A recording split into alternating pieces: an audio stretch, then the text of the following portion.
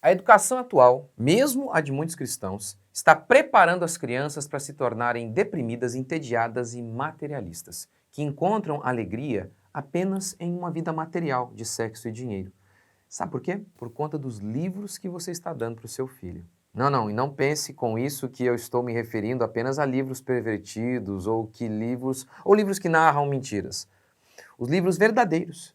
Esses livros verdadeiros que você está dando para o seu filho podem estar matando o seu filho. Quer saber quais? Curta, comente, se inscreva. Bora para mais um vídeo. Vamos lá! No livro A Viagem do Peregrino da Alvorada, de C.S. Lewis, o autor descreve o momento em que Eustáquio tropeça na toca de um dragão.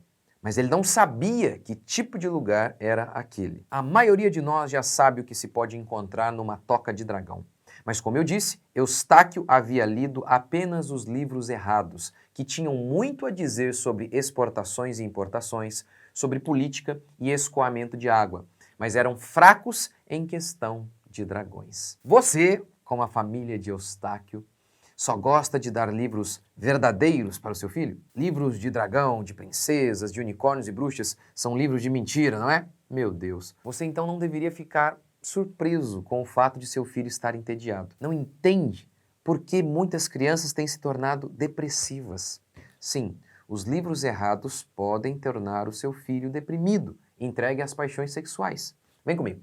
Eu vou lhe explicar a importância então dos livros de aventura, dos livros de mentirinha, dos livros sobre os dragões, como eles são fundamentais para a formação dos nossos filhos. Eu vim de um contexto em que aqueles livros de contos de fadas com magos e bruxas eram diabólicos. Primeiro porque eles falavam de bruxas, e segundo porque eram livros de mentira, diziam os evangélicos. Não existem unicórnios, dragões e monstros de várias cabeças. A primeira coisa a se dizer sobre isso é: muitos dos livros de contos de fadas, como esse aqui, por exemplo, que eu recomendo demais, eles foram inspirados na fé cristã. Eu brinco que eles são provérbios em forma de histórias de ficção. Lembra de quando se contava um conto de fadas? Se perguntava assim, qual a moral da história?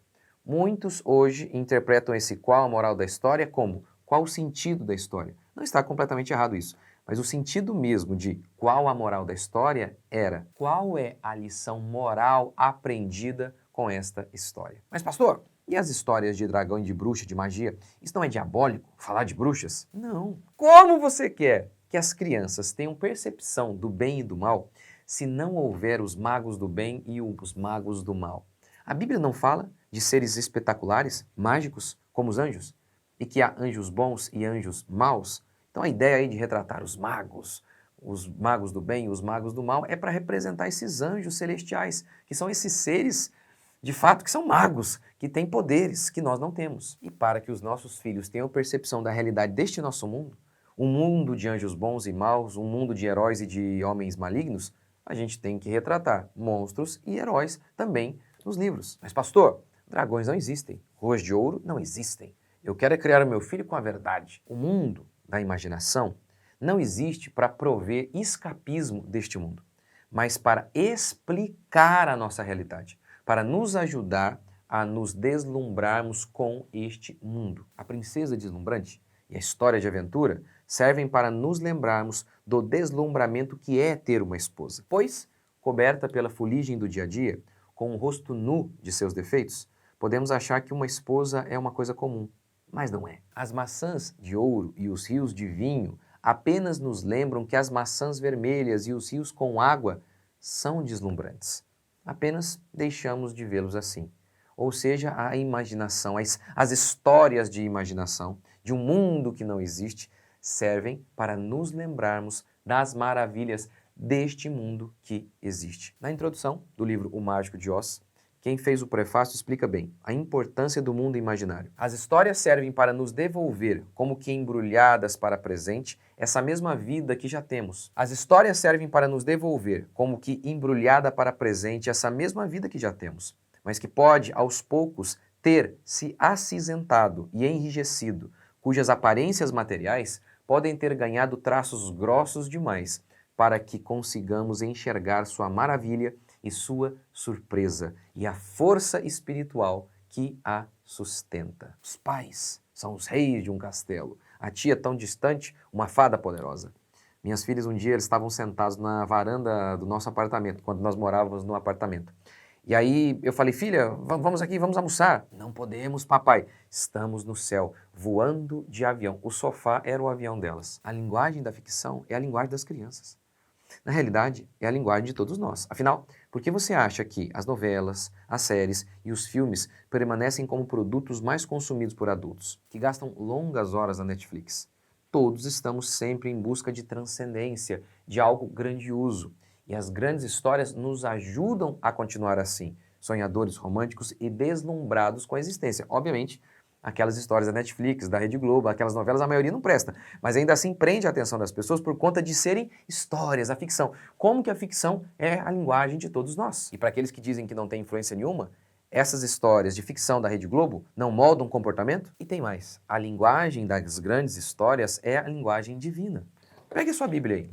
Uma pequena parcela dela, vai, isso aqui, ó, mais ou menos isso aqui. Isso aqui é de livros de doutrina, falando diretamente de doutrina. Tudo isso aqui, ó, são histórias. Boa parte vai disso aqui é de histórias.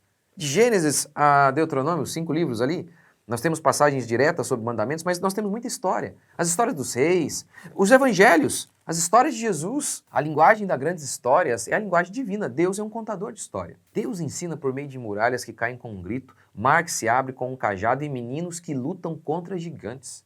Veja a linguagem espetacular do livro de Apocalipse. Bestas com várias cabeças, besta como cordeiro, mas que fala como dragão, gafanhotos com aparência de cavalos, preparados para a batalha, que tinham coroas de ouro e o rosto era de homem. Olha que coisa! Era como rosto de homem, mas preparado para a batalha como se fosse cavalo.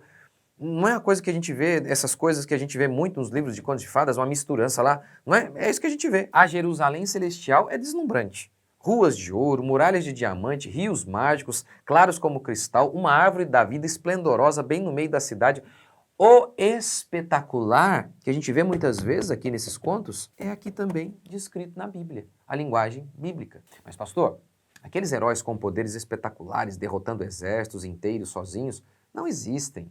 Não existe aquele cara que solta fogo pela boca. Claro que existe. Os heróis que voam e soltam poder pela boca nos lembram de pessoas comuns, que realizam feitos extraordinários. É o pai que levanta às 5 da manhã, vai com dor para o seu trabalho, é humilhado, ferido na guerra da vida, mas volta para casa com o dinheiro que dará uma condição de vida melhor aos seus filhos. Ele é um herói, aquele cara que é acima da média. Enquanto todo mundo está reclamando, choramingando, ele não, ele vai lá e enfrenta os seus demônios. Sabe aquele cavaleiro dos contos que, quando tudo parecia perdido, ele decidiu crer e lutar contra tudo e todos para salvar o reino do monstro maligno? É o seu João.